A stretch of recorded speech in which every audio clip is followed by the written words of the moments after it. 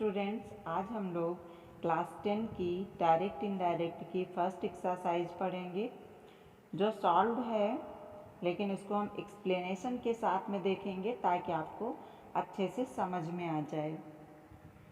First sentence है Ashok says Vijay is buying a scooter.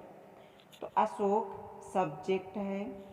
Direct indirect में हमेशा subject speaker होता है, वक्ता होता है, बोलने वाला, जिसे हम कहते हैं बोलने वाला। तो अशोक सेज, अशोक कहता है, तो कहने का काम कौन कर रहा है? अशोक।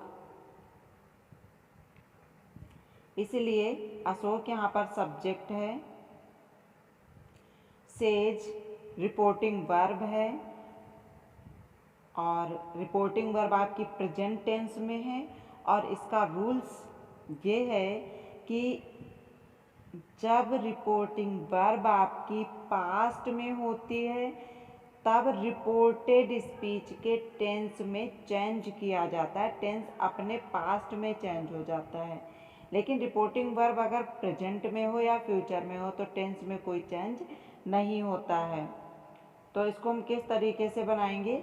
अशोक सेज, अब क्योंकि सेज के बाद में टू नहीं दिया हुआ है इसलिए ये टेल्स नहीं होगा बल्कि सेज ही रहेगा। कॉमा इन्वर्टेड कॉमा को हटाकर दैट कंजक्शन का यूज करेंगे। विजय इज बाइंग अ स्कूटर, इसमें कोई भी टेंस चेंज नहीं होगा। इसको देख लेते हैं। Ashok says that Vijay is buying a scooter. Okay, अगला देखते हैं। Sushil will say Mohan has sold his old house. Sushil will say reporting verb है, टेंस फ्यूचर है। तो जब हमारा रिपोर्टिंग वर्ब फ्यूचर टेंस में होता है, ये फ्यूचर या प्रेजेंट दोनों में से किसी में भी हो, तो हमारी रिपोर्टेड स्पीच के टेंस में कोई चेंज नहीं किया जाता है। इसीलिए इसको क्या बनाएंगे? Sushil will say that, Mohan has का हैज ही रहेगा, has sold his old house. बस इसमें आपको दैट कंजक्शन का यूज करना है, कॉमा इन्वर्टेड कॉमा को हटाकर, और यहाँ पर यहाँ से इन्वर्टेड कॉमा भी हटकर फुल स्टॉप आ जाएगा। बाकी सब सेम सेंटेंस रहेगा। Will say that Mohan has sold his old house. उसके आगे देखते हैं थर्ड वाला। He says to his friend students have been reading since morning. अब he says to his friend, reporting verb कौन सी है? प्रेजेंट टेंस की, लेकिन सेज के बाद में टू लिखा हुआ है, इसीलिए इस रिपोर्टिंग वर्ब को चेंज कर देंगे। सेज टू का क्या होता है? टेल्स। तो हो जाएगा he tells his friend that, comma inverted comma को हटाकर दैट स्टूडेंट्स। अब यहाँ पर रिपोर्टिंग वर्ब आपकी प्रेजेंट में है इसीलिए यहाँ टेंस नहीं चेंज किया जाएगा, तो रहेगा have been reading since morning. He tells his friend that students have been reading since morning। अब इसमें टेंस नहीं चेंज होगा क्योंकि रिपोर्टिंग वर्ब आपकी प्रेजेंट में है। अगला देखते हैं।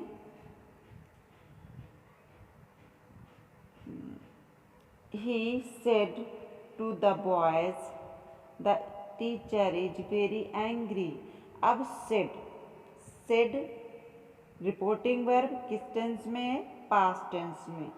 सेड के बाद टू भी लिखा हुआ है तो इसका मतलब रिपोर्टिंग वर्ब चेंज हो जाएगी, होगा टोल्ड।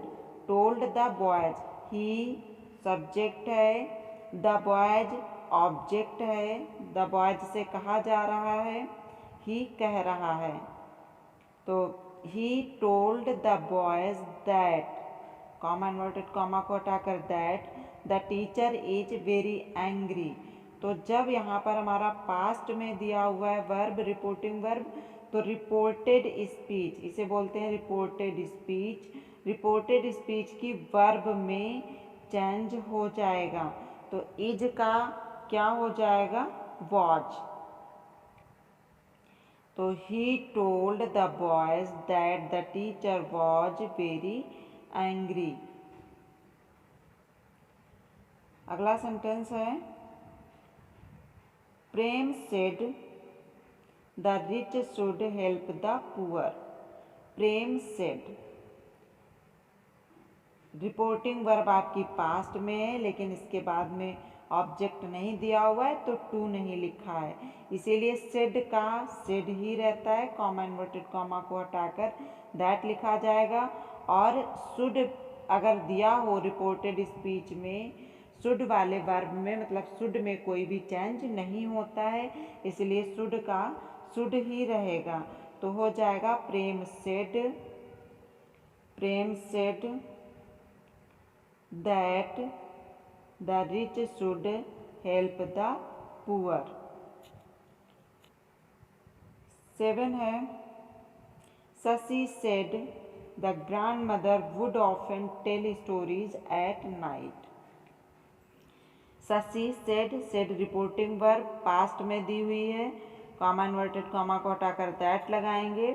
द मदर वुड, अब यहाँ पे वुड दिया हुआ है तो वुड में तो कोई चेंज होते ही नहीं है, वुड का कोई पास्ट होता नहीं, वुड खुद में विल का पास्ट है, तो यहाँ पर वुड ही रहेगा। अब ये हम एक हेल्पिंग वर्ब में ही परिवर्तन करते हैं।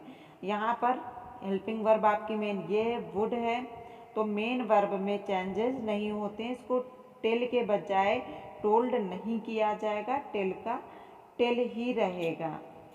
तो देख लेते हैं इसको। शशि सेड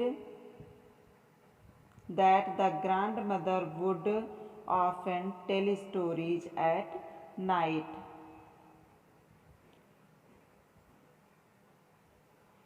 एट है, the doctor said he could not speak before treatment.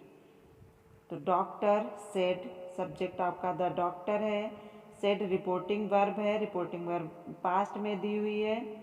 और इधर रिपोर्टेड स्पीच में देखते हैं, कुड पहले से दिया हुआ है जो कि कैन का पास्ट है, इसका मतलब इसका और कोई पास्ट नहीं किया जाएगा, वर्ब में या टेंस में कोई चेंजेस नहीं होंगे।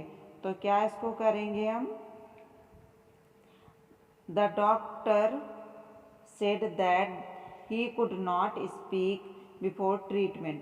अब यहाँ पर देखिए he h स्मॉल लेटर में लिखा गया है, हमेशा ध्यान देना है। अगर नाउन के अलावा कुछ भी दूसरा वर्ड है, प्रोनाउन या अनदर वर्ड, तो यहाँ पर हमको स्मॉल लेटर में ही लिखना है। दर ये दा का टी छोटा किया, स्टूडेंट्स में एस, द में टी। तो इस तरीके से दैट कंजक्शन के बाद जब इनडायरेक्ट में हम चेंज करते हैं तो स्मॉल लेटर से ही लिखते हैं, अगर वो प्रॉपर नाउन नहीं है तो। अगर प्रॉपर नाउन है तो प्रॉपर नाउन तो हर जगह कैपिटल लेटर से ही स्टार्ट होता है। अगला sentence, he said it might rain in the evening. तो ही सेड आपकी रिपोर्टिंग वर्ब पास्ट में है, और यहाँ पे रिपोर्टेड स्पीच में माइट दिया हुआ है, तो माइट को चेंज नहीं किया जाता है, माइट का माइट ही रहता है, इसीलिए इसमें भी कोई चेंजेस नहीं होंगे, केवल कॉमा इन्वर्टेड कॉमा को हटाकर हम दैट का यूज करेंगे बस।